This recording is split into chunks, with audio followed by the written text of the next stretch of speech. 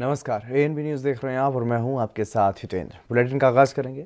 BJP प्रवक्ता राम कदम ने PM Modi की तारीफ करते हुए शिवसेना पर निशाना साधा और कहा कि प्रधानमंत्री बांग्लादेश में देवी के मंदिर में पूजा करने के लिए जाते हैं तो शिवसेना को क्यों मिर्ची लगती है। आप भी सुनिए क्या कुछ कहा।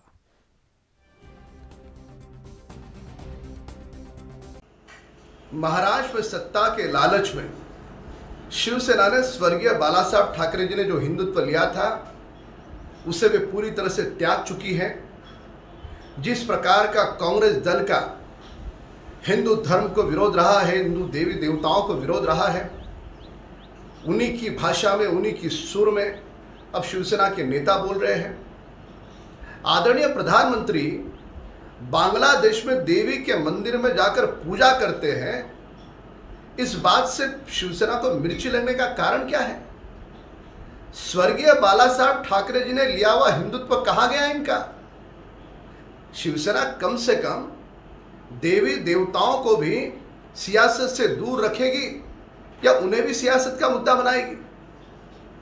हम शिवसेना से सवाल पूछना चाहते हैं। महाराष्ट्र में तुम्हारी सत्ता है, महाराष्ट्र की भूमि पर देवी देवताओं को गालियां दी जाती है, हिंदू समाज के साथ अभद्रवाणी का प्रयोग किया जाता है।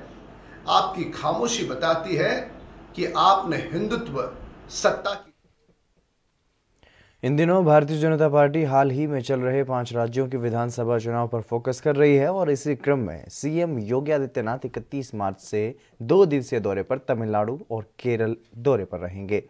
उत्तर प्रदेश के मुख्यमंत्री योगी आदित्यनाथ लगातार रैलियां करते हुए नजर आ रही हैं। सीएम योगी तमिलनाडु में वो 3 रैलियों को संबोधित करेंगे और जानकारी के मुताबिक सीएम योगी लखनऊ से कोयम्बटूर के लिए रवाना होंगे। इसके बाद पलियम कुलम में बाइक रैली को हरी झंडी दिखाएंगे और फिर थेरनीलाई में जनसभा को संबोधित करेंगे। सीएम थेरनीलाई में मदुरई एयरपोर्ट के लिए रवाना होंगे।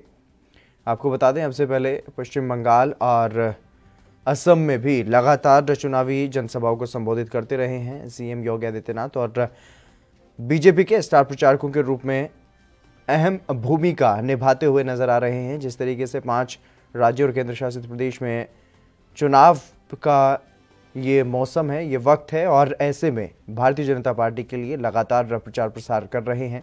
उत्तर प्रदेश के मुख्यमंत्री योगी आदित्यनाथ लगातार अपने प्रदेश में जाकर के तमाम विकास की परियोजनाओं को और कोविड के जो हालात चल रहे हैं उसकी भी समीक्षा कर रहे हैं और इसके अलावा किसी भी तरीके से जो मुख्यमंत्री का कामकाज है उनका अपने पद को निभाते हुए वो कामकाज भी पूरी तरह से कर रहे हैं। और इसके अलावा अगर बात की जाए चुनाव प्रचार की तो बीजेपी के लिए लगातार प्रचार प्रसार करते हुए नजर आ रहे हैं और भारतीय जनता पार्टी के लिए स्टार प्रचारक के तौर पर अहम भूमिका सभी चुनावी राज्यों में निभाते हुए सीएम योगी नजर आ रहे हैं।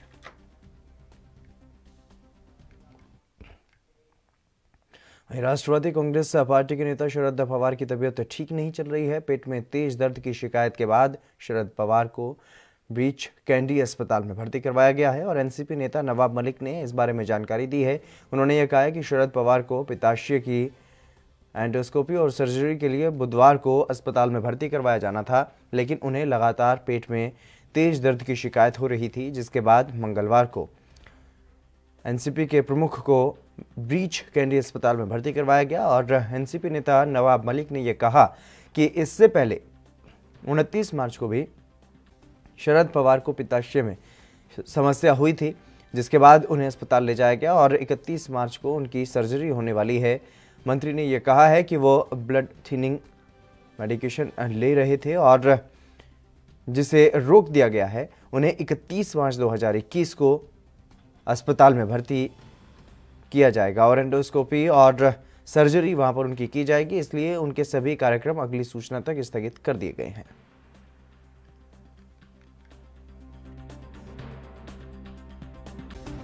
Sharad Pawar ji was supposed to be admitted in Breach Candy Hospital tomorrow. Sudden pain in abdomen.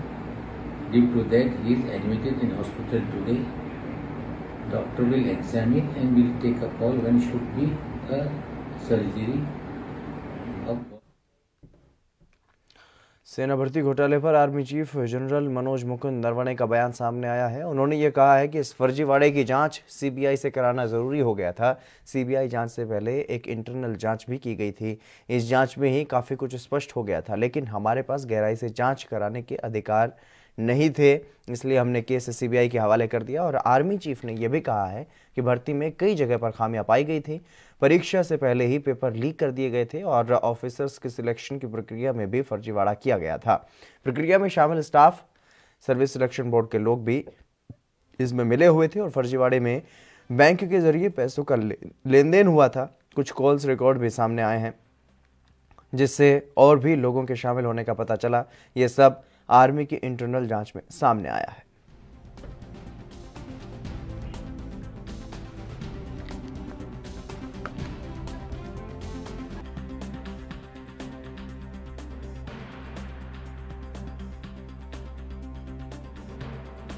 Army में भर्ती का जो फर्जीवाड़ा सामने आया था, उसको लेकर के सेना प्रमुख का ये बयान सामने आया है। उन्होंने साफ तौर पर यह कहा है कि काफ़ी कुछ जो इंटरनल जांच है उसमें साफ हो गया, लेकिन इसकी जांच सीबीआई से इसलिए करानी पड़ रही है क्योंकि अधिकार नहीं है सेना के पास अपनी इंटरनल जांच में बहुत ज़्यादा, ताकि इस पूरे मामले का पर्दाफाश हो सके। और जो भी इस पूरे मामले पे लिप्त हैं उनका पर्दाफाश करने के लिए अब इस पूरे मामले की जांच का फैसला जो है वो सीबीआई पर इसका जिम्मा जो है वो छोड़ दिया गया है। अब सीबीआई इस पूरे मामले में जांच करेगी, तब इस पूरे मसले से जितने भी लोग इसमें जुड़े हुए हैं इस बड़े फर्जीवाड़े में, उनका खुलासा हो जाएगा।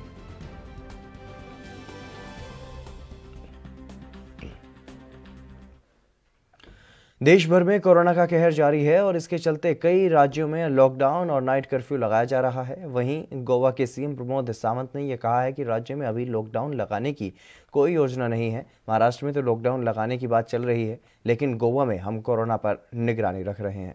आपको बता दें, देश भर में अलग अलग राज्यों में जिस तरीके से कोरोना के मामले बढ़ रहे हैं, उसको लेकर के सभी राज्यों की सरकारें जो हैं वो सतर्क नजर आ रही हैं। वहीं अगर बात की जाए तो कुछ राज्य ऐसे हैं, महाराष्ट्र समेत देश भर में, महाराष्ट्र, पंजाब, केरल, कर्नाटक समेत, जहां पर मामले बड़ी तेजी से बढ़ रहे हैं और इसको लेकर के लगभग हर राज्य की सरकार जो है वो सतर्कता बरत रही है। और इसी को लेकर के गोवा के जो सीएम है प्रमोद सावंत, उन्होंने भी अपना एक बयान दिया है जिसमें उन्होंने कहा है कि लगातार कोशिश की जा रही है ताकि कोरोना के मामले ना बढ़े। और अब अगर बात की जाए, क्योंकि महाराष्ट्र से गोवा जिस तरीके से सटा हुआ है और बहुत ज़्यादा लोग जो हैं वो आते जाते रहते हैं आपस में, तो ऐसे में गोवा के जो सीएम हैं उन्होंने साफ किया है कि लॉकडाउन लगाने पर अभी विचार नहीं किया जा रहा है, बल्कि जो कोरोना के हालात हैं उस पर नज़र बनाई जा रही है ताकि कोरोना के मामले ना बढ़ें।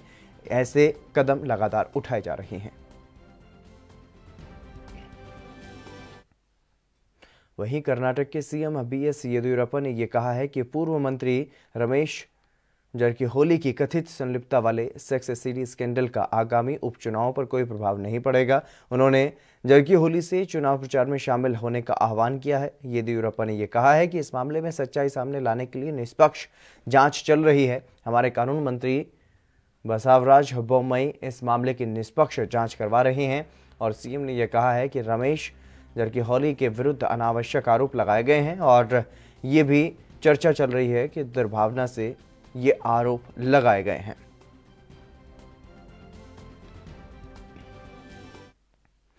पश्चिम बंगाल में दूसरे चरण के लिए चुनाव प्रचार मंगलवार को खत्म हो गया है, लेकिन इस बीच क्रिकेटर से नेता बने अशोक डिंडा ने आरोप लगाया है कि उनकी कार पर हमला किया गया है।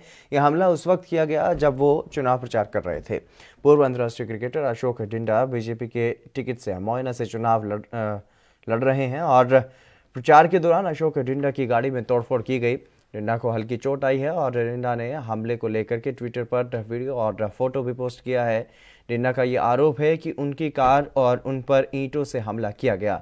अशोक डिंडा ने ट्वीट करते हुए यह कहा है कि तृणमूल के लोगों ने मंगलवार शाम को 4 बजे बीडीओ कार्यालय पर वहां पर हमला किया और पहले चरण की वोटिंग के दौरान हुगली के तारकेश्वर विधानसभा के अंतर्गत जेडपी 33 जोन की बीजेपी महासचिव सुमन मंडल के साथ छेड़छाड़ और मारपीट की घटना हुई थी। सुमन ने तृणमूल के गुंडों पर घातक हमले का आरोप भी लगाया था। घायल बीजेपी नेता को अस्पताल में भर्ती करवाना पड़ा था और हमले के विरोध में सैकड़ों बीजेपी कार्यकर्ता सड़क पर उतर आए थे। तो लगातार इस तरीके की कई घटनाएं सामने आ रही हैं और बार बार तृणमूल कांग्रेस और बीजेपी में जिस तरीके से घमासान मचा हुआ है और सियासी घमासान के बीच कई हिंसक घटनाएं और कई बार इस तरीके की भी घटनाएं सामने आई हैं जहां पर दोनों ही पार्टियों के कार्यकर्ताओं की मौत की खबरें भी सामने आई। तो लेकिन अब जब चुनाव चल रहा है, मतदान का वक्त चल रहा है, तो ऐसे में अभी भी इस तरीके की घटनाएं सामने आ रही हैं जब बीजेपी के नेताओं पर हमले हो रहे हैं या फिर टीएमसी के नेताओं पर हमले हो रहे हैं। तो इस तरीके की घटनाएं लगातार सामने आ रही हैं और पश्चिम बंगाल में अगर बात की जाए सियासी पारे की तो लगातार चरम सीमा पर है।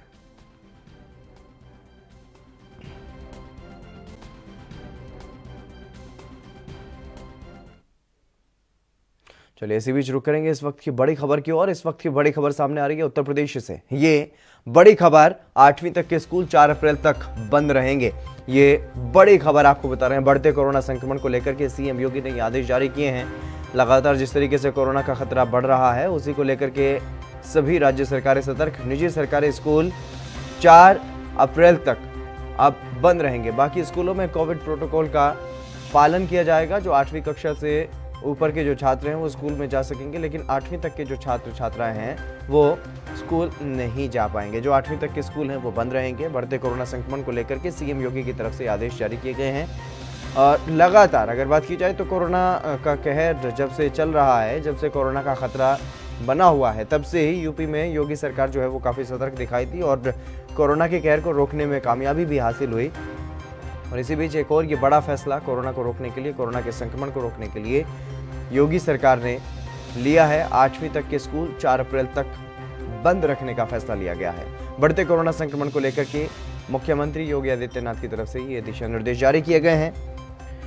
निजी स्कूल और सरकारी स्कूल 4 अप्रैल तक बंद रहेंगे। बाकी स्कूलों में कोविड प्रोटोकॉल का पालन किया जाना है और जो 8वीं कक्षा से ऊपर के जो छात्र छात्राएं हैं वो स्कूलों में जाकर के अपनी पढ़ाई कर सकेंगे, लेकिन कोरोना के जो नियम है उनका पालन करते हुए पूरी तरह से स्कूल और कॉलेज की भी ये जिम्मेदारी रहेगी कि कोविड प्रोटोकॉल का वहाँ पर पालन करवाया जाए पूरी तरह से। क्योंकि कई राज्यों में इस वक्त अगर बात की जाए तो कोरोना के मामले बढ़ रहे हैं और इसीलिए अब लगभग सभी राज्यों की जो सरकारें हैं वो इस तरीके के कड़े फैसले ले रही हैं। चाहे वो किसी शहर में जहाँ ज़्यादा संख्या में कोरोना के मामले आ रहे हैं वहाँ पर लॉकडाउन लगाना हो या फिर स्कूल या जो शैक्षणिक संस्थान है उन पर प्रतिबंध लगाना हो, उन पर पाबंदी लगानी हो, बंदिशें बढ़ानी हो। अलग अलग तरीके से लोगों को जागरूक किया जा रहा है और कि वो पत्र है जिसके माध्यम से सभी स्कूलों को ये दिशा निर्देश दिए गए हैं। 8वीं तक के स्कूल 4 अप्रैल तक बंद कर दिए गए हैं। बढ़ते कोरोना संक्रमण को लेकर के सीएम योगी की तरफ से ये दिशा निर्देश जारी किए गए हैं। पूरी सतर्कता के साथ स्कूलों में बच्चे जा सकते हैं, लेकिन 8वीं कक्षा तक के जो छात्र छात्राएं हैं वो स्कूलों में नहीं जा सकते। वो जो स्कूल जो 8वीं कक्षा तक के जो छात्र छात्राएं हैं उनके लिए स्कूल बंद रहेंगे और जो इससे ऊपर की जो क्लासें हैं, जो कक्षाएं हैं, उनमें छात्र छात्राएं जा सकते हैं, पढ़ाई कर सकते हैं, लेकिन कोरोना नियमों का पूरी तरह से पालन करना होगा।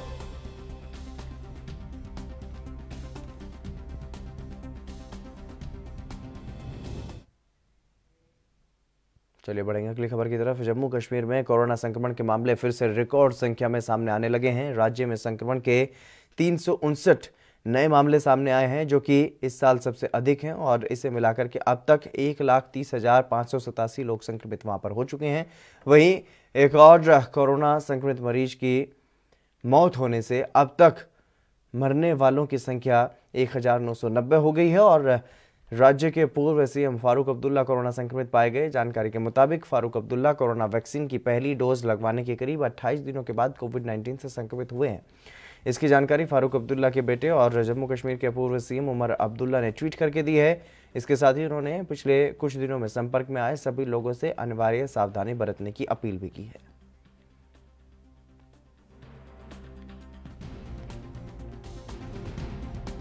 जम्मू कश्मीर में लगातार कोरोना के मामलों में वृद्धि हो रही है। अगर जम्मू और कश्मीर की बात करें तो जम्मू में 93 केस और श्रीनगर में 266 केस जो हैं वो दर्ज किए गए हैं। जो सरकारी आंकड़ा जारी किया गया है उसके मुताबिक कश्मीर घाटी को खास करके जो श्रीनगर सिटी है उसको ऑरेंज जोन में बदल दिया गया है। वहीं नेशनल कॉन्फ्रेंस के अध्यक्ष डॉक्टर फारूक अब्दुल्ला खुद कोरोना पॉजिटिव हो गए हैं, जिसकी जानकारी उनके सुपुत्र उमर अब्दुल्ला ने ट्वीट करके दी है। ये कहीं ना कहीं फिर से अलार्मिंग स्थिति जो है जम्मू कश्मीर में बन रही है। Ravindra Kumar Srivastava, ANB news, Jammu. चलिए रुकेंगे एक छोटे से ब्रेक के लिए, जल्द हाजिर होंगे।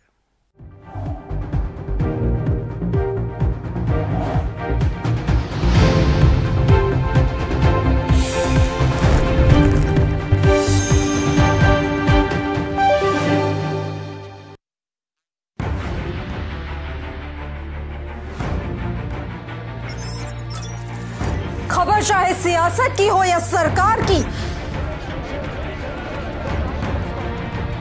खबर चाहे भ्रष्टाचार की हो या गुनहगार की,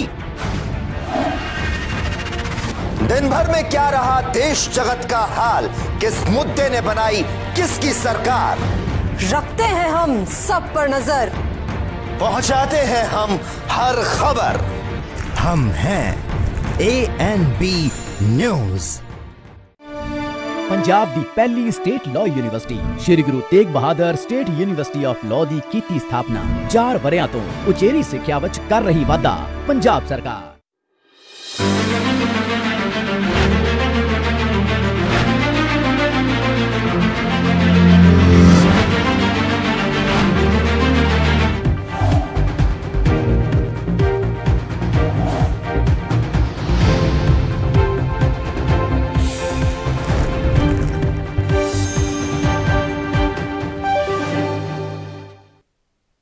ब्रेक के बाद एक बार फिर से आप सभी का स्वागत है। खबरों में आगे बढ़ेंगे। मुंबई में मनसुख मर्डर मामले में NIA लगातार नकेल कस रही है और सचिन वाजे की पूछताछ के बाद बांद्रा स्थित मीठी नदी में गोताखोरों की मदद से कई अहम दस्तावेज और सबूत बरामद किए गए हैं। मीठी नदी से NIA को सजायाफ्ता सिपाही विनायक शिंदे का प्रिंटर भी मिला है और वहीं NIA मामले में आगे की जाँच कर रही है। मनसूख हिरन मौत मामले में NIA को एक के बाद एक कामयाबी मिल रही है। आपको बता दें कि सचिन वाजे से लगातार NIA पूछताछ कर रही है और उसमें जो कुछ खुलासे हो रहे हैं वो काफ़ी चौंकाने वाले हैं और सचिन वाजे की मुश्किलें भी बढ़ाने वाले हैं। आपको बताएं कि जो डॉक्यूमेंट जो इन्होंने नष्ट किया था उसे लेकर NIA सख्ती के साथ पूछताछ की और उन्होंने जैसे ही सचिन वाजे ने मीठी नदी का नाम लिया कि पुलिस और उनके साथ गोताखोर की टीम जो है कि मीठी नदी के पास पहुंची और लगभग 24 घंटे तक वहां सर्च ऑपरेशन चलाया गया, जिसमें हार्ड डिस्क, DVRS सहित ऐसे तमाम दस्तावेज जो है कि बरामद हुए हैं। पुणे से आई फॉरेंसिक टीम उन पूरे दस्तावेजों को बारीकी से खंगाल रही है। मनसूख हिरन मामले में NIA जहां एक के बाद एक खुलासा कर रही है, वहीं सचिन वाजे की मुश्किलें भी लगातार बढ़ती जा रही है। ANB न्यूज़ के लिए मुंबई से मुरारी सिंह। कोरोना के बढ़ते मामलों को देखते हुए पंजाब सरकार ने 10 अप्रैल तक स्कूल कॉलेज बंद रखने के आदेश जारी किए हैं और ऐसे में निजी स्कूलों की ओर से लगातार पंजाब सरकार के खिलाफ प्रदर्शन करके स्कूल खोलने की मांग की जा रही है। पंजाब सरकार के स्कूल कॉलेज बंद करने के फैसले के खिलाफ संघर्ष तेज हो चुका है। अध्यापकों और विद्यार्थियों के अभिभावकों ने रोष प्रदर्शन करते हुए स्कूल खोलने की इच्छा जाहिर की है और कहा है कि बच्चों के खराब हो रहे भविष्य के प्रति सरकार को चिंता करनी चाहिए। अभिभावकों ने यह कहा है कि लॉकडाउन के दौरान स्कूल अध्यापकों द्वारा बढ़िया और प्रशंसनीय ढंग से ऑनलाइन पढ़ाई करवाई गई, लेकिन फिर भी जो शिक्षा प्राप्ति स्कूल में एक रूटीन और अनुशासनात्मक माहौल में रह करके होती है वो ऑनलाइन ढंग से संभव नहीं है।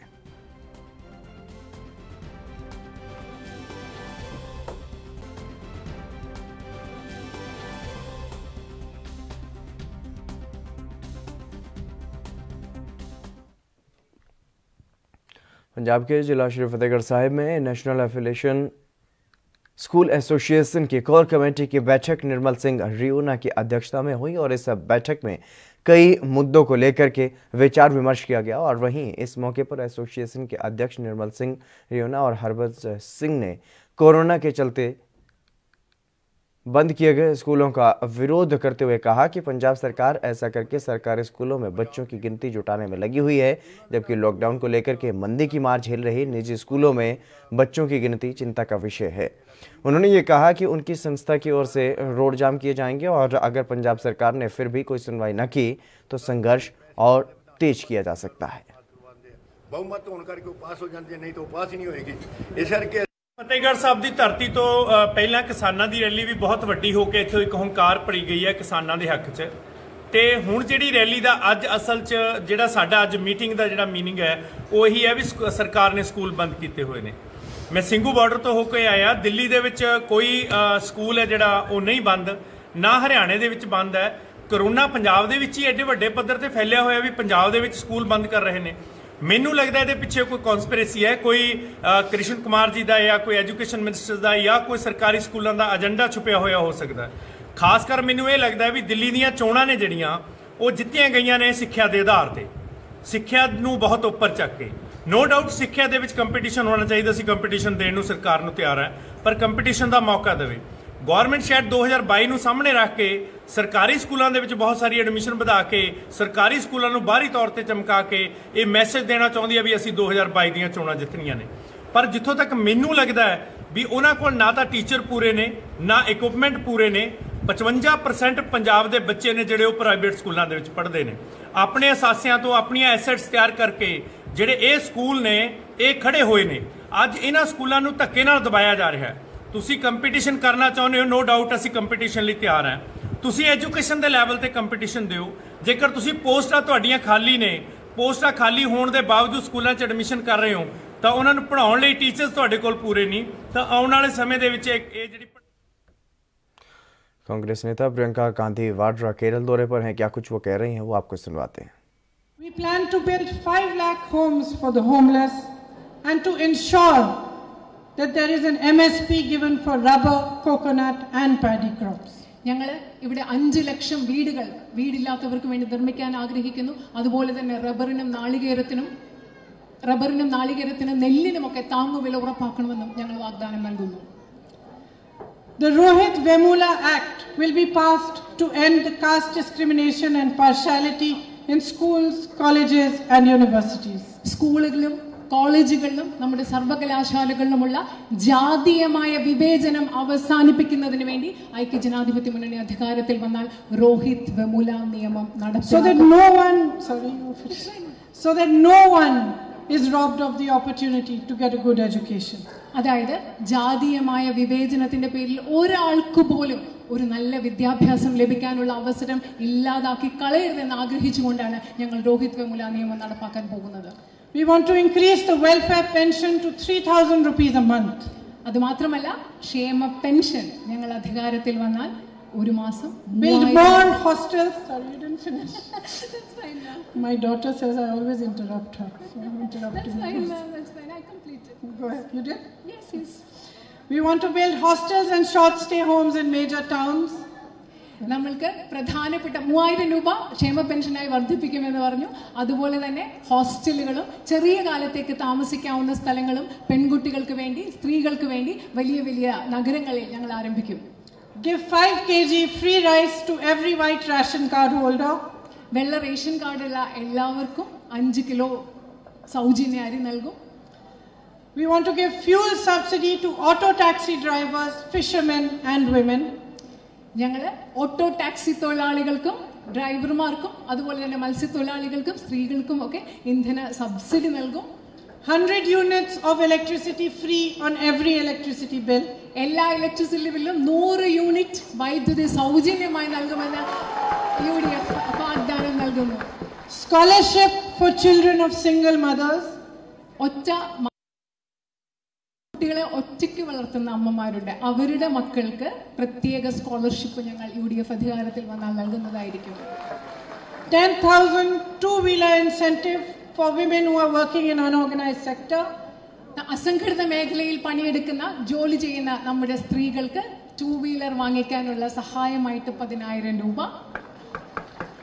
And because we recognize that without peace and harmony there cannot be development, we would like to set up a peace and harmony department to end rising political tensions and murders in the state and to keep a check on the politics of anger and hate that is spreading.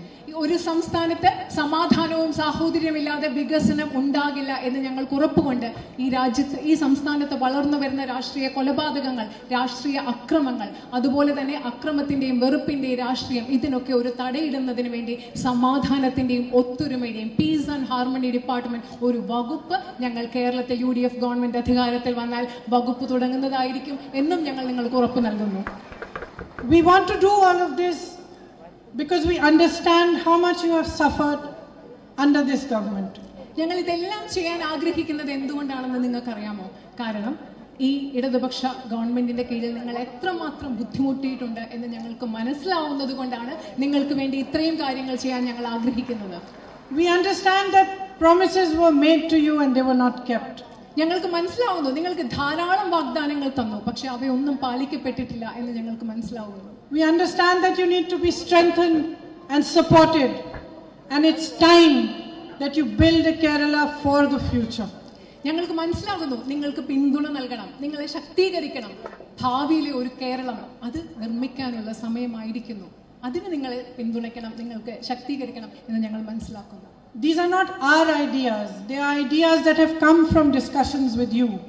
ഇതൊന്നും ഞങ്ങളുടെ ആശയങ്ങളല്ല. ഈ ആശയങ്ങളെല്ലാം നിങ്ങളുമായിട്ട് നടത്തിയ ചർച്ചകളിൽ നിന്നും ഉരുത്തിരിഞ്ഞു വന്നിട്ടുള്ളവയാണ്. This is your. और वहीं हिमाचल प्रदेश में 6 और कोरोना पॉजिटिव मरीजों की मौत हो गई है। मंगलवार को टांडा मेडिकल कॉलेज में पालमपुर क्षेत्र के 70 वर्षीय संक्रमित बुजुर्ग ने दम तोड़ा और हमीरपुर में 80 वर्षीय बुजुर्ग, सोलन में 78 वर्षीय बुजुर्ग महिला, ऊना में 73 और 82 वर्षीय बुजुर्ग और 36 वर्षीय संक्रमित महिला की मौत हुई है। उधर प्रदेश में मंगलवार को 335 लोगों के कोरोना टेस्ट की रिपोर्ट पॉजिटिव आई।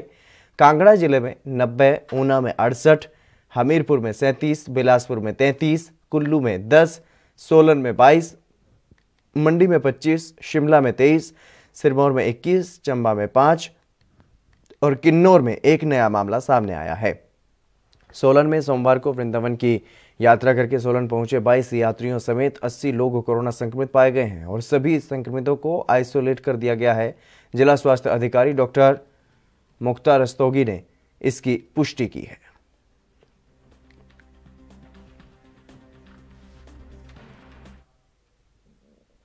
चलिए रुकेंगे एक छोटे से ब्रेक के लिए, जल्द हाजिर होंगे।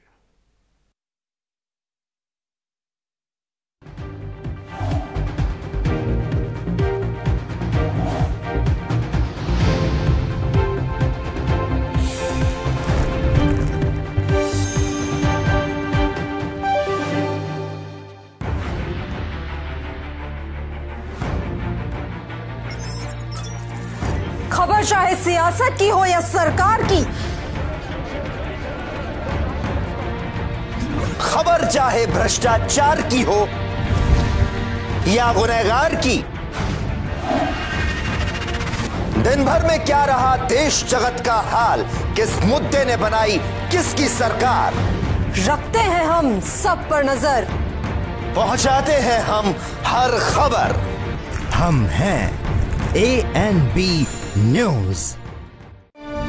ਨੌਜਵਾਨ ਪੀੜ੍ਹੀ ਨੂੰ ਫੌਜ ਵਿੱਚ ਭਰਤੀ ਦੀ ਤਿਆਰੀ ਕਰਵਾਉਣ ਲਈ Sardar Bahadur Amin Chand Soni armed forces preparatory institute ਦੀ ਸਥਾਪਨਾ ਹੁਸ਼ਿਆਰਪੁਰ ਜ਼ਿਲ੍ਹੇ ਵਿੱਚ ਕੀਤੀ ਜਾ ਰਹੀ ਹੈ। 4 ਵਰ੍ਹਿਆਂ ਤੋਂ ਦੇਸ਼ ਪ੍ਰੇਮ ਦੀ ਭਾਵਨਾ ਪ੍ਰਫੁੱਲਤ ਕਰਦੀ ਪੰਜਾਬ ਸਰਕਾਰ।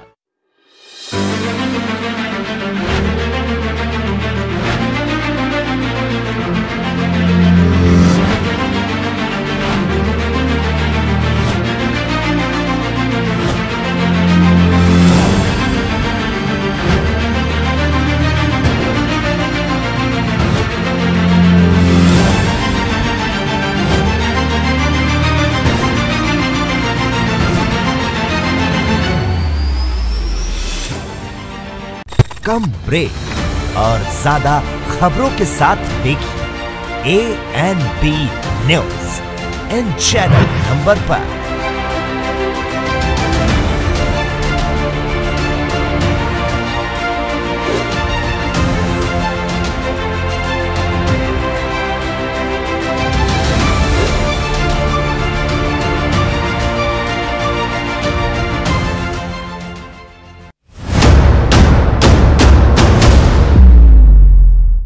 हक की बात दोपहर 12 बजे सिर्फ ANB।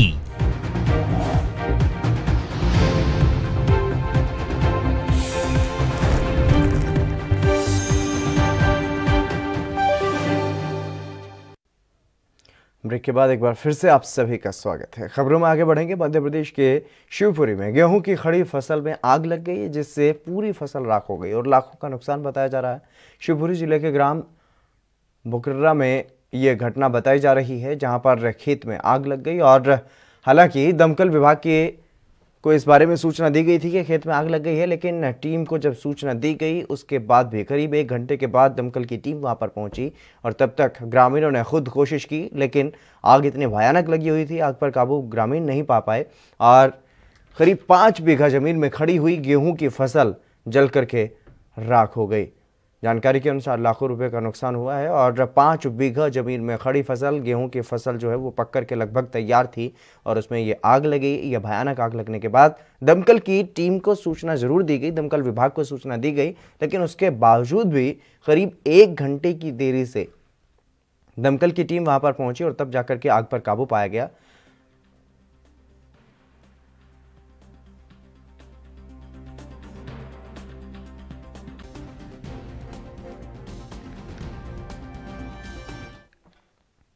वहीं फतेहाबाद में किसानों ने इकट्ठे होकर के मोदी सरकार के खिलाफ जमकर नारेबाजी की और लाल बत्ती चौक पर पुतला फूंका। यहां पर किसानों ने बीजेपी नेताओं पर किसानों के जख्मों पर नमक छिड़कने का आरोप लगाया। किसान लाल बत्ती चौक में इकट्ठे हुए और पुतले की शव यात्रा बस स्टैंड तक निकाल करके वापस लाल बत्ती चौक में आग लगा दी। इस अवसर पर किसान नेता मनदीप नथवान ने यह कहा है कि बीजेपी ने 31 तारीख का विरोध प्रदर्शन जो है वो तय किया था, लेकिन किसानों के डर से पुलिस साय में पुतला फूंक करके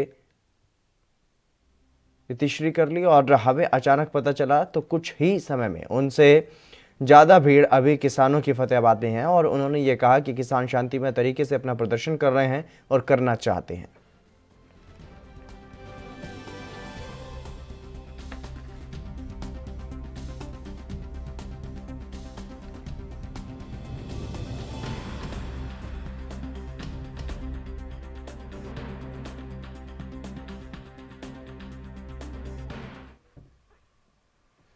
यूपी में अमेठी में कांग्रेस के विधान परिषद सदस्य दीपक सिंह ने कोरोना वायरस से अपने संक्रमित होने की पुष्टि की है और उसके बाद कांग्रेस कार्यालय गोरीगंज में कांग्रेस कार्यकर्ताओं की तरफ से हवन पूजन किया गया। पार्टी कार्यकर्ताओं ने एमएलसी के कोरोना मुक्त होने और जल्द ही स्वास्थ्य लाभ की कामना की है। लगातार जिस तरीके से कोरोना के मामलों में बढ़ोतरी हो रही है, उत्तर प्रदेश में भी इसी तरीके से कोरोना के मामले बढ़ रहे हैं। हालांकि उतनी बड़ी संख्या में कोरोना के मामले सामने नहीं आ रहे हैं, लेकिन उसके बावजूद भी लगातार अगर बात की जाए तो कोरोना की चपेट में हर कोई आ रहा है, चाहे वो जनप्रतिनिधि है या फिर अधिकारी हैं। लगभग अगर कोई भी कोरोना संक्रमित जो मरीज हैं उनकी चपेट में आ रहा है तो उनको कोरोना हो रहा है। और ऐसे ही दीपक सिंह जो कि कांग्रेस के एमएलसी हैं, उनको अब कोरोना हुआ तो उसके बाद अमेठी में जो पार्टी के कार्यकर्ता हैं उन्होंने गोरीगंज में जो कांग्रेस का कार्यालय है वहां पर हवन पूजन किया और स्वास्थ्य लाभ की कामना की गई। महाराष्ट्र के पुणे में शरद पवार और अमित शाह की मीटिंग को लेकर के मीडिया के सवालों का जवाब देते हुए बीजेपी के प्रमुख चंद्रकांत पाटिल ने यह कहा है कि इस तरह की बैठकें इस स्तर पर होती रहती हैं और ये हमारे देश की संस्कृति है। हमें राजनीति के अलावा मिलना चाहिए और एक बैठक केवल राजनीतिक चर्चा के लिए नहीं होती है। अमित शाह देश के गृह मंत्री हैं और शरद पवार उनसे किसी काम के लिए मिले होंगे। नहीं, आपको जितनी जानकारी है उतनी मुझे है, उससे ज़्यादा नहीं है। ज़्यादा जानकारी मिली तो तुरंत मैं आपको फ़ोन करूँगा। पर यहाँ पर आप जो विरोध करते हो, महाविकास आघाड़ी की नीतियों की विरोध करते हो और उधर अमित भाई और शरद पवार साहब की मीटिंग होती है। ये अपने देश की संस्कृति है कि अपने अपनी पार्टी अपने अपने जगह पर, लेकिन दो लोगों ने मिलना, कुछ समस्याओं पर बात करना। अमित भाई तो देश के गृह मंत्री है, तो गृह मंत्री के पास शरद पवार जैसे बड़े नेता के कुछ न कुछ समाज उपयोगी काम हो सकते हैं, तो उसके लिए वो मिलना। पंजाब विधानसभा के चुनाव के लिए बेशक अभी करीब 1 साल से कम का समय बचा हो, लेकिन इसके लिए सियासी सरगर्मियां शिखर पर हैं, जिसके चलते यूथ अकाली दल की ओर से पंजाब सरकार पर नाकामी के आरोप लगाते हुए यूथ मंगदा जवाब के तहत एक सियासी रैली की गई और उसमें पार्टी के वर्कर, यूथ नेता के अलावा यूथ अकाली दल के राष्ट्रीय प्रधान भी शामिल हुए, जिन्होंने ये कहा कि यूथ अकाली दल हर विधानसभा क्षेत्र में रैलियां करके पंजाब सरकार की नाकामियां जन जन तक पहुंचाएगा। हर हल्के च रैली कर रहे हैं, 3-4 रैलियां तो पहला हो गई। अज कपूरथला विधानसभा हल्के दी सी, इदू अगली मानसा, फतेहगढ़ साहब, लंबी, सारे हल्के 1 बाय 1 असीं कवर कर रहे हैं। तो तुसीं आप देख रहे हो जिहड़ा एडा वड्डा कारवां बनता जा रहा है, जिन्नी वड्डी गिणती च नौजवान इकट्ठर होकर रस्तियां स्वागत कर रहे हैं ते रैलियां च हाज़र हो रहे हैं। देखो मेरा स्वागत नहीं या मैनू सुनन नहीं आए, ये सरदार सुखबीर सिंह बादल की सोच नूं सुनन आए हैं ते सरदार सुखबीर सिंह बादल की सोच का स्वागत हो रहा है, क्योंकि पंजाब का नौजवान सरदार सुखबीर सिंह बादल वाल बड़ी आस नाल देख रहा है, क्योंकि उस इंसान ने पंजाब नूं तरक्की दीआं लीहां ते पा के एक विजन दिता सी पंजाब नूं ते पंजाब दे नौजवानों नूं। चलो कई कारणा करके झूठा प्रचार होया, सारियां पार्टियां ने रल के श्रोमणी अकाली दल नूं टारगेट करके 100 बार जिवें कहंदे एक झूठ बोलो तो लोग मनन लग जाते हैं। साडी सरकार गई, पर अज पंजाब का नौजवान खास तौर पर, क्योंकि यूथ मंगदा जवाब रैली है, मैं नौजवानों की गल कर रहा, अज पंजाब का नौजवान सरदार सुखबीर सिंह बादल की दोबारा अगवाई श्रोमणी अकाली दल की सरकार देखना चाहता है। तो जिड्डी वड्डी गिणती तुसीं देख रहे हो इन्हों अज हाज़र होए है कपूरथले हल्के अज असीं आए हैं। मैं यकीन नाल कह सकदा तुहानूं भी इस गल का विश्वास हो गया होगा कि आने वाले 6 महीनों बाद 7 महीनों बाद चोणां आउणियां ते बड़ी वड्डी गिणती च श्रोमणी अकाली दल के MLA साहबान जित के श्रोमणी अकाली दल की सरकार बनी। रमाणा साहब, जिद्दां कि सुखबीर बादल पहला ही रैलियां दे विच टिकटां दा अनाउंस कर चुके हैं सिलसिला शुरू, तो यूथ लई की उम्मीद की जाए कि इस तरह स्टेजां तो यूथ दी टिकटां भी अनाउंस होणगियां, उन्हां दी भागीदारी वधेगी इस बार? देखो एक गल बड़ी क्लीयर है जी, मेरा आपका प्रिंसिपल बड़ा क्लीयर। मध्य प्रदेश के भिंड जिले के अटेर थाना क्षेत्र के सरपुरा में कुछ युवक चंबल नदी में नहाने के लिए गए थे, जिसमें ईशु जाटव नाम का एक युवक भी चंबल नदी में नहाते समय डूबने से लापता हो गया और बताया जा रहा है कि नदी में डूबा हुआ युवक का शव अभी तक नहीं मिल पाया है और वहीं रेस्क्यू टीम की ओर से लगातार तलाश की जा रही है।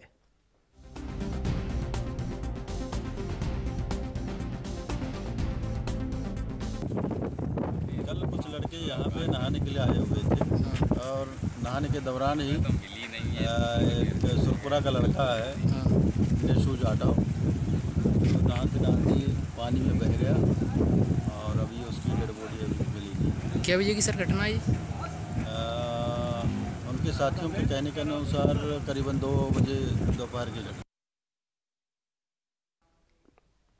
हरियाणा में होली के बाद 30 मार्च को पेट्रोल डीजल के दामों में और भी कमी आई है और हरियाणा में अगर पेट्रोल के दाम की बात की जाए तो 88 रुपये 23 पैसे प्रति लीटर के हिसाब से और 88 रुपये 2 पैसे अब हो गया है। और वहीं अगर डीजल के दाम की बात की जाए तो 81 रुपये 21 पैसे के हिसाब से अब 1 लीटर के हिसाब से जो बिक रहा था वो अब 80 रुपये 98 पैसे हो गया है। और वहीं चंडीगढ़ में भी दाम कम हुए हैं। चंडीगढ़ में डीजल 80.57 रुपये प्रति लीटर और पेट्रोल 87.14 रुपये प्रति लीटर हो गया है।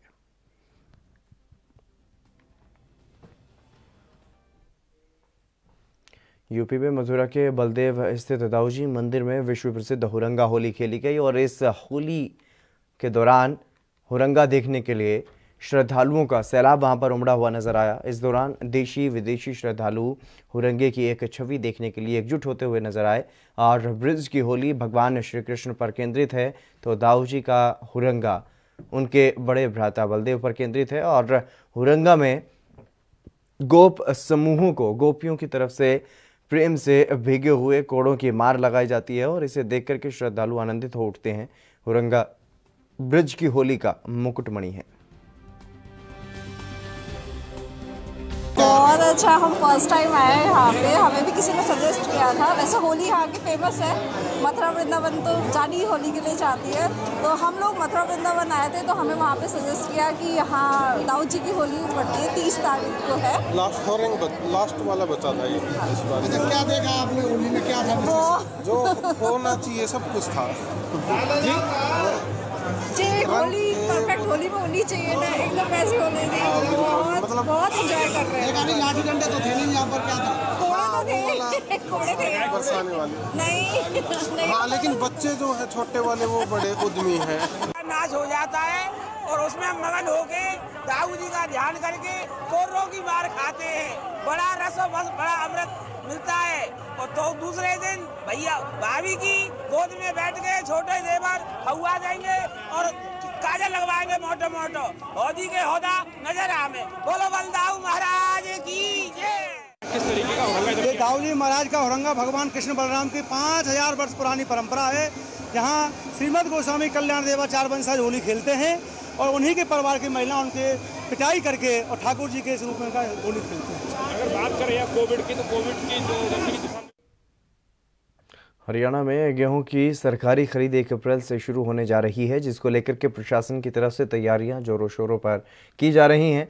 अंबाला मार्केट कमेटी सेक्रेटरी का यह कहना है कि अनाज मंडी और पानी की टंकियों की साफ सफाई की जा चुकी है।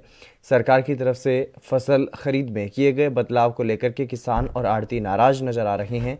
वहीं अंबाला शहर की अनाज मंडी में अटल किसान मजदूर कैंटीन में 10 रुपये में किसानों और मजदूरों को भोजन उपलब्ध करवाया जा रहा है।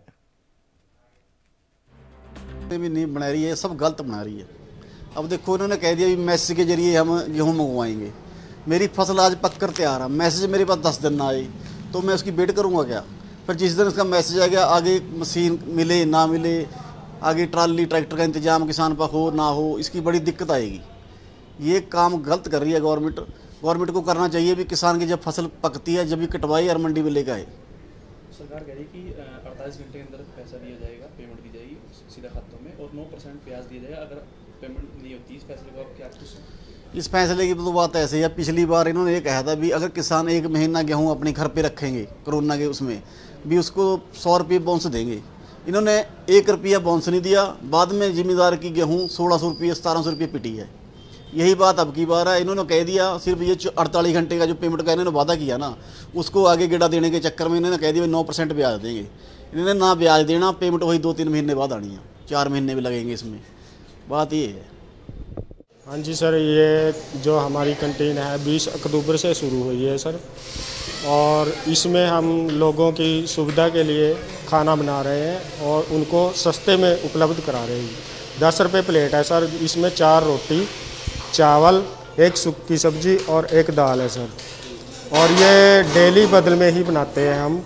एक दिन कड़ी भी बनाते हैं और सूखी सब्जी भी बदल में बनाते हैं सर। और हमारे पास हाल है, हाल के अंदर टेबल लगे हुए हैं, कैमरे लग रहे हैं जी, पंखे लगे हुए हैं और लोगों के पानी पीने के लिए ठंडे पानी की व्यवस्था भी है। हमारे पास कूलर लगा हुआ है। ठीक है सर। और कितने लोग खाते हैं यहाँ पे सर? 300 सवा 300 लोग, 350 तक ही आ जाते हैं। हाँ जी, 300 से ऊपर ही आते हैं जी। फसल आनी शुरू हो जाएगी। ये जी जो शुरू हुई है, बहुत अच्छा खाना मिलता है यहाँ पे 10 रुपये में। 1 दाल होता है, 1 सब्जी होता है, चावल होता है, 4 रोटी होता है। बहुत ही अच्छा सर सफाई से मिलता है। बेंच यहाँ लगे हुए हैं, टेबल पे बैठकर खाइए। तो कब से करते हैं? मेरे को हो गए जी कम से कम 3 महीने हो गए। 3 महीने खाते हो गया। खाना बहुत बढ़िया है जी, खाना बहुत अच्छा है।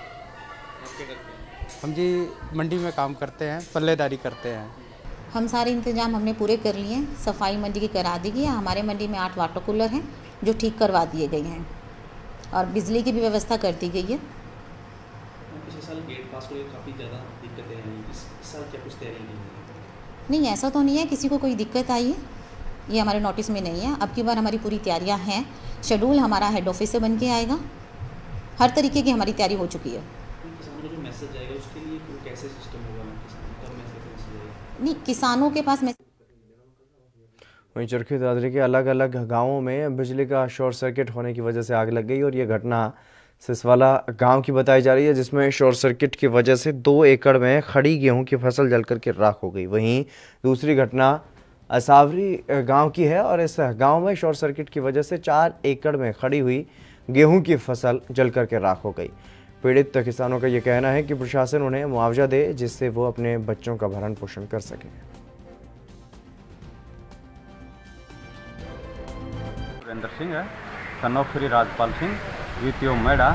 मैंने असावरी प्रवीण सन ऑफ ओम प्रकाश से 4 एकड़ ज़मीन 20,000 रुपये पर एकड़ के हिसाब से ठेके पर ली हुई है, जिसमें बिजली की शॉर्ट सर्किट से आग लगने के कारण करीब सुबह 10 सवा 10 बजे वो 4 एकड़ की फसल जल के पूरी तरह बर्बाद। रुकेंगे एक छोटे से ब्रेक के लिए, जल्द हाजिर होंगे।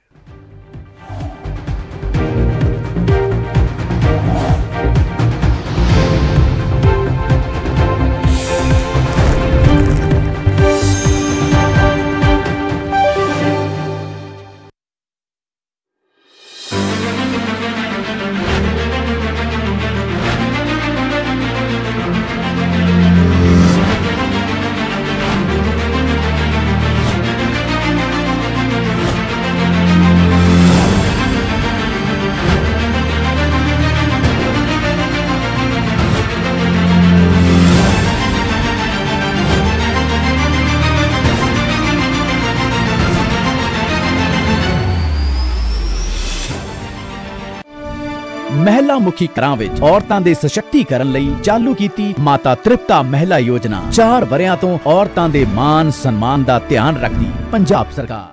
कम ब्रेक और ज्यादा खबरों के साथ देखिए ANB news in channel number पर।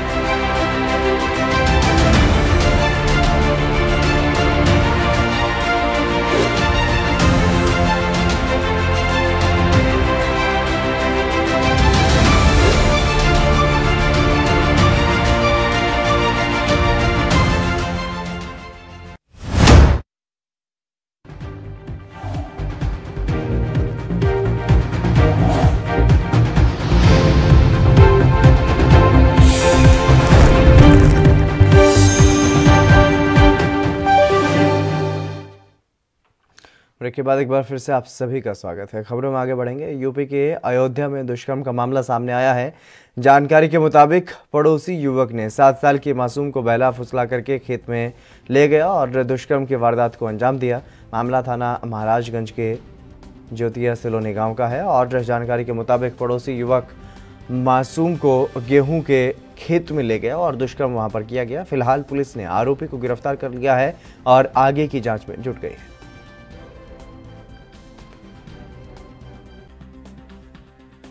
थाना महाराजगंज क्षेत्र में एक 7 वर्षीय बालिका के साथ दुष्कर्म का मामला प्रकाश में आया था। सूचना प्राप्त होते ही तत्काल पुलिस टीम मौके पर पहुंच गई, छानबीन की और जो आरोपी इसमें है उसको गिरफ्तार कर लिया गया है। आरोपी पड़ोसी ही है और ये बात जानकारी में आई कि उसके द्वारा बहला फुसलाकर बच्ची को ले जाया गया था और उसके साथ दुष्कर्म किया गया था। आरोपी गिरफ्तार है, आगे की विधिक कार्रवाई। उज्जैन में शनिवार देर रात लॉकडाउन लगा हुआ था, लेकिन चेकिंग के दौरान पुलिसकर्मियों की एक करतूत सामने आई जिसमें एक वकील और उसके परिवार के साथ मारपीट की गई। जहां वकील ने आरोप लगाया कि चेकिंग पॉइंट सिंधी कॉलोनी के पास तैनात पुलिसकर्मियों ने रोक करके वहां पर पूछताछ की, जिसके बाद उन्हें टावर चौराहे पर फिर से रोका गया और इसके बाद उनके साथ हार्ट हॉस्पिटल के नीचे वकील सहित उनके परिवार वालों के साथ भी मारपीट की गई। जिसके बाद सभी वकीलों ने मिलकर के दोषी पुलिसकर्मियों पर कार्रवाई की मांग की और जमकर विरोध प्रदर्शन किया। मैंने जैसे तैसे पुलिस वालों से बात करके हाथ जोड़ के, जो पूरा मीडिया देख रहा है, जो पूरे वीडियो देख रहे हैं और पुलिस प्रशासन खुद शर्मिंदा है और कल से मिलने की गुहार लगा रहा है कि हमारी गलती है, हमारी पुलिस से गलती हुई है। कुछ पुलिस वाले इसी चौराहे पे खड़े होके गले मिल रहे हैं, बाली खींच के मेरे साले की, और मारपीट चल रही है मेरे साथ। ये यहाँ पर हार्ट हॉस्पिटल के सामने यहाँ मारपीट हुई है। सीसीटीवी में अभी मुझे बुलाया था मेरी पत्नी के साथ में कि आप जिनको पहचान लीजिए, जिनके भी खिलाफ दोषी हैं हम इनकी सस्पेंड करेंगे, इनके खिलाफ FIR करेंगे। मैंने बोला मैं बंद कमरे में कोई बात नहीं करूंगा, चूंकि मेरे लिए आज मेरा पूरा परिवार अधिवक्ता संघ, मेरा बार अध्यक्ष, मेरे पूरे जितने भी मेरे सीनियर अभिभाषक, जूनियर अभिभाषक, मेरे साथ कांग्रेस, मेरे साथ भाजपा, मेरे साथ मेरे करनी सेना के सारे, मेरे साथ पूरे करनी सेना के सैनिक मेरे साथ कंधे से कंधा मिला के खड़े हुए हैं, तो मैं किसी भी कमरे में बैठ के कोई बात नहीं करूंगा। परसों रात्रि को हमारे अभिभाषक साथी के साथ मारपीट हुई है, उनकी पत्नी को भी गिरा दिया गया है, और यदि पुलिस की इसी प्रकार से गुंडागिर्दी चली तो पूरे मध्य प्रदेश के अंदर सारे वकील आंदोलित होकर इसके खिलाफ आवाज उठाएंगे। दोषी पुलिस कर्मियों को तुरंत सस्पेंड करो और उनके खिलाफ FIR दर्ज करो। हमारा यहाँ पर कहना है कि सारा अभिभाषक संघ सब आक्रोशित है, हम सब एक हैं, हमारी एकता। वहीं अंबाला में एक बार फिर से विद्यार्थियों की एनुअल फीस को लेकर के विवाद छिड़ने लगा है। भारी संख्या में अभिभावक इकट्ठा हुए और जिला शिक्षा विभाग के अधिकारियों से मिले, जहां पर एनुअल फीस के मुद्दे को लेकर के बात की गई। और यहां पर अभिभावकों ने यह बताया कि सिसिल कॉन्वेंट स्कूल की तरफ से उनसे जबरदस्ती सुप्रीम कोर्ट के निर्देशों का हवाला देकर के एनुअल फीस वसूली जा रही है, जिसका वो विरोध करते हैं और वो एनुअल फीस नहीं देंगे, जिसके लिए उन्होंने जिला शिक्षा अधिकारी को मांग पत्र भी सौंपा है। मेरा बच्चा Cecil convent school Ambala Cantt में है। हम फीस के उपलक्ष्य में DO साहब से मिलने पहुंचे थे। दिक्कत ये है कि स्कूल ने एनुअल चार्जेस फीस के अंदर प्लस कर दिए हैं। लास्ट ईयर जो फीस ली जा रही थी वो ये कहा जा रहा था कि ये ट्यूशन फ़ी है, और अगर ये ट्यूशन फ़ी है तो जो अब 14,000, 13,000, 12,000 मांगे जा रहे हैं वो पहले क्यों नहीं प्लस कर दिए? वो भी तो ट्यूशन फ़ी थी, अब उसको अलग से क्यों मांग रहे हो? अगर वो अलग से मांग रहे हो तो इसका मतलब एनुअल चार्जेस हैं, आप उसी टाइम प्लस करके लेते ना। जब आपने लेनी ट्यूशन फ़ी थी तो वो जो ट्यूशन फ़ी थी वो क्यों छोड़ दी उस टाइम आपने? अब आप मांग रहे हो, यानी कि आप वो एनुअल चार्जेस हैं। सीधी सी बात ही है सर। और जब कोर्ट के ऑर्डर हैं कि 2019 की फीस ली जाएगी, वो भी सिर्फ ट्यूशन फ़ी, तो आप एनुअल चार्जेस कैसे मांग सकते हैं? मैम मेन मसला हमारा जो है सिसिल कॉन्वेंट स्कूल का फ़ीस का पंगा है हमारा मेन। हम लोगों को पहले मैसेज आया था कि भी इन्होंने 12,700 रुपये एज पर मतलब क्लासेस के हिसाब से इन्होंने ऐप में चार्जेस डाल दिए थे। तो हम जनवरी में प्रिंसिपल से मिले थे। उस टाइम प्रिंसिपल की ये वर्डिंग थी कि सर ये बाय डिफ़ॉल्ट हो गया है, और हम लोगों ने बोला था कि बाय डिफ़ॉल्ट हो गया है तो आप इसको ऐप में से रिमूव करें। देन ही से कि ये जो हमने एप्लीकेबल किया है ये हाई कोर्ट के ऑर्डर्स हैं और इसके ऊपर स्टे लगा हुआ है, बट ये स्टे का जो फैसला है वो स्कूल के पक्ष में ही आएगा और पेरेंट्स को ये पैसे देने पड़ेंगे। अब क्योंकि रिज़ल्ट आना है 31 को और 20 मार्च के बाद से रेगुलर एक पेरेंट को मैसेज आ रहा है, तो हम लोग 26 तारीख को पहले स्कूल में प्रिंसिपल से गए। मैं खुद प्रिंसिपल से मिला। प्रिंसिपल सर की क्लियर वर्डिंग ये थी कि हम एनुअल चार्जेस ले रहे हैं और हम ये लेकर रहेंगे और आपको पे करने पड़ेंगे। मेरा नाम वंदना कौशल है और हम सिसिल कॉन्वेंट स्कूल की तरफ से DO सर से मिलने आए थे, जो कि हमारे एनुअल चार्जेस प्रीवियस ईयर के हमसे मांगे जा रहे हैं, और प्लस हमारे आगे की जो अब आगे नेक्स्ट हमारा ईयर आ रहा है उसमें भी हमें एनुअल चार्जेस फीस के साथ ही इंक्लूड करके बोला जा रहा है कि हम फीस सिर्फ 10% बढ़ा रहे हैं, बल्कि उसमें एनुअल चार्जेस हमारी इंक्लूडेड है। हम इस वजह से इसलिए परेशान हैं कि एक तो कोरोना कोविड के टाइम आप सब लोग भी जानते हैं जिस तरह का माहौल पैदा हुआ था। हम लोगों ने फीस, ट्यूशन फीस सब कुछ दिया है, अभी भी खाने के लिए आप सब कुछ पता है कि जिस तरह के हालात हैं, हम पेरेंट्स स्कूल में एनुअल चार्जेस दें, फीस दें, सब कुछ दें और उसके बाद हम खुद घर में भूखे बैठ जाएं। यूपी के झांसी में महिला के साथ मारपीट का मामला सामने आया और भबीना थाना क्षेत्र में एक महिला और उसके बेटों की कई लोगों ने बेल्टों से पिटाई की। वहां पर मौजूद लोगों में से किसी ने वीडियो बनाया और सोशल मीडिया पर वायरल कर दिया। सूचना मिलते ही पुलिस ने मामले का संज्ञान लिया और आरोपियों के खिलाफ मुकदमा दर्ज करके सभी आरोपियों को हिरासत में ले लिया गया। एक दीपक गुप्ता जी हैं, उनका मोबाइल की दुकान थी, उससे कान की लीड खरीदने को लेकर के हरीश नाम के व्यक्ति का विवाद हुआ था। जब दीपक गुप्ता अपनी मां और भाई के साथ शिकायत करने चौकी पे गए थे तो हरीश और उनके 8 साथियों ने और कुछ अज्ञात व्यक्तियों ने उस महिला को और दीपक गुप्ता को पीटा था। इसके संबंध में थाना बबीना पर अभियोग पंजीकृत कर लिया गया है और दोषी व्यक्तियों के विरुद्ध कठोरतम कार्रवाई की जा रही है। पंजाब के मलोट शहर में अबोहर के बीजेपी विधायक अरुण नारंग के साथ मारपीट का मामला अब हरियाणा में भी गर्म है। हरियाणा के तमाम जिला मुख्यालयों पर बीजेपी नेताओं और कार्यकर्ताओं ने विरोध प्रदर्शन किया।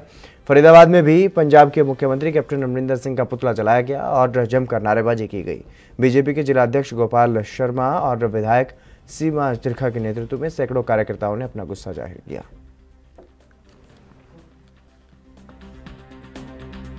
ऐसे चलते हुए अब इन्होंने सोचा कि चुनाव सिर पे क्या किया जाए, तो इन्होंने ऐसा काम किया। दूसरी तरफ आपने कल देखा होगा, मैंने लगातार मीडिया में देखा, जो किसानों के अलग अलग नेता हैं, जिनमें टिकैत जी का भी मैंने इंटरव्यू देखा, उन्होंने स्पष्ट तौर पर सभी संगठनों ने कहा कि पंजाब में हमारे लोगों ने, यानी किसी भी किसान ने ये कुकृत्य नहीं किया। जब किसान ऐसा कर ही नहीं सकता, हम भी ये मानते, किसान तो बेचारा अपना खेत ही ना छोड़ सकता। ये जितने राजनीतिक लोग हैं, किसान के हल के ऊपर सवार होके अपनी सत्ता का हल तलाशने में लगे हुए हैं, और ऐसा करके इन्होंने सिर्फ अपनी कमज़ोरी जाहिर किया। और इसके साथ साथ मैं ये कहना चाहती हूँ, अमरिंदर सिंह जी के पंजाब में जैसा कृत्य हुआ, बुरा कृत्य हुआ, ये एक किस्म से लोकतांत्रिक व्यवस्था का, हर जनप्रतिनिधि का, चाहे वो पंच से लेकर के प्रधानमंत्री तक आता है, सबके सिर को झुकाने का काम। पंजाब में बीजेपी विधायक की पिटाई हुई और ये मामला अब तूल पकड़ रहा है, जिसे लेकर हरियाणा में अलग अलग जगहों पर पंजाब सरकार का विरोध प्रदर्शन आज देखने को मिला। मेवात में भी बीजेपी नेताओं और कार्यकर्ताओं ने कैप्टन सरकार के खिलाफ विरोध प्रदर्शन किया और पंजाब के सीएम का पुतला फूंका। नूंह में बीजेपी कार्यालय से जामा मस्जिद तक भाजपा नेता और कार्यकर्ताओं ने विरोध प्रदर्शन किया। आज भारतीय जनता पार्टी नूंह जिले ने जिला मुख्यालय पर, बाकी प्रदेशों में हमारे सभी मुख्यालयों पर जिस प्रकार से कैप्टन अमरिंदर सिंह की सरकार ने हमारे भारतीय जनता पार्टी के जो विधायक पंजाब से हैं नारंग जी, उनका जिस प्रकार से मारपीट की, उनके साथ उनके कपड़े पाड़े और उनके साथ जिस प्रकार से जाति की, उसको लेकर के विरोध प्रदर्शन, और यहाँ पर हमने कैप्टन अमरिंदर सिंह पंजाब के मुख्यमंत्री का पुतला फूंका है और इसी साथ साथ मांग भी की है, ऐसी सरकार को तुरंत बर्खास्त किया जाए और जो पुलिस कमिश्नर पंजाब के हैं उनको भी बर्खास्त किया जाए। एक ही आपके चैनलों के माध्यम से आदरणीय नरेंद्र मोदी जी से एक ही अपील करूंगा कि बर्दाश्त की कोई हद होती है, और 5 स्टेटों के चुनाव के बाद में आदरणीय नरेंद्र मोदी जी जैसे ही दिल्ली पहुंचो, इनको तगड़ेपन से सबक सिखाओ और इनको इनकी औकात बतानी बहुत जरूरी है। जब तक हम इनको इनकी औकात नहीं बताएंगे, ये लोग हमारे संयम को, हमारी सहनशीलता को ये लोग कमजोरी समझ रहे हैं, जबकि ये कमजोरी नहीं है। आदरणीय नरेंद्र मोदी जी तो मात्र देश की जनता को साथ लेकर चलने वाले हैं। वो चाह रहे हैं कि कहीं गरीब और इंसानों को कहीं नुकसान ना हो जाए, लेकिन ये कांग्रेस पार्टी जब तक ये लाखों लोगों का खात्मा नहीं करवा देगी, ये चैन से नहीं बैठने की। और कांग्रेस पार्टी और इनके जितने भी सहयोगी दल हैं, चाहे कितने भी झक मार लें। यूपी के मथुरा में बलदेव में वहां पर ब्रज की होली का आज विशेष दिन रहा। जिस समय देश में होली की खुमारी उतर रही थी, उस समय बलदेव में दाऊ जी का हुरंगा हुआ और दाऊ जी के हुरंगे में ब्रज के हुरियारों पर हुरियारनों ने कोड़े बरसाए, कपड़े फाड़े। ये ब्रज की विशेष होली है और हुरंगा खेलने के लिए देश विदेश से श्रद्धालु वहां पर जुटे। ऐसा लग रहा था मानो आसमान से फूलों और अबीर गुलाल की बरसात हो रही हो। मंदिर में अबीर गुलाल के बादल छा गए।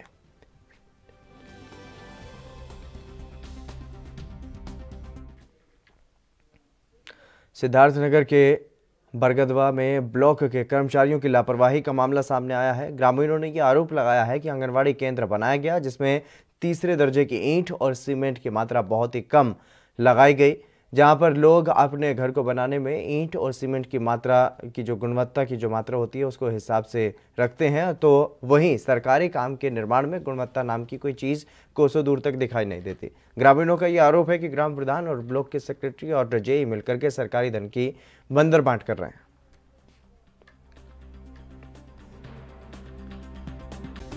माननीय आदरणीय प्रधानमंत्री जी ने शौचालय बनवा के सबके सपनों को साकार करना चाहा, लेकिन हमारे बर्डपुर ब्लॉक के कर्मचारी और माननीय प्रधान जी ने मिलकर उनके सपनों को चकनाचूर कर दिए और नाली का पूरा पैसा भुगतान हुआ।